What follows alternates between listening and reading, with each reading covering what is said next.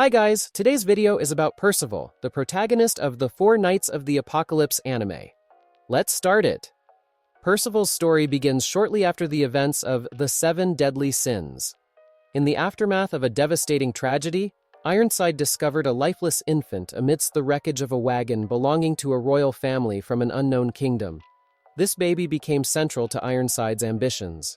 He intended to use the child's body as a vessel for a mighty life spirit, invoking a forbidden spell that drained part of his own life force.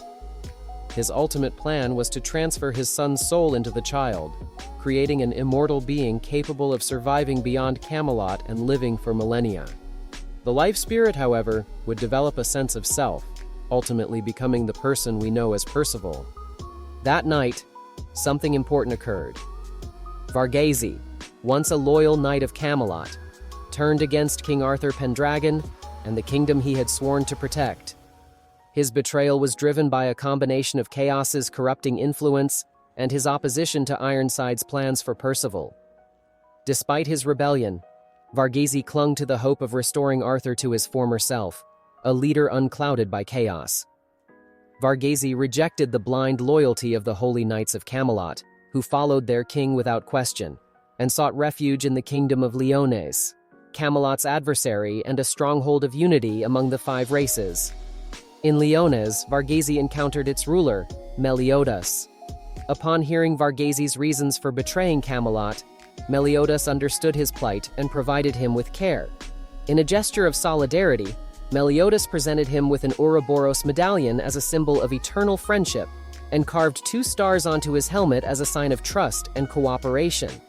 When Meliodas offered to raise Percival in his place, Varghese declined, insisting that he would personally ensure the boy grew up kind-hearted, embodying everything Ironside and Arthur had turned away from. From there, Varghese and Percival settled at God's Finger, living in complete isolation. There, Varghese began teaching Percival how to fight at the tender age of 3, using the martial art known as gawain. Their secluded life continued peacefully until a surprising event disrupted their quiet existence. As an infant, Percival accidentally wandered into the demon realm through a hidden portal in one of God's Finger's caves. In the demon realm, Percival was taken in by Zeldris, the reigning demon king, and his companion, Gelda.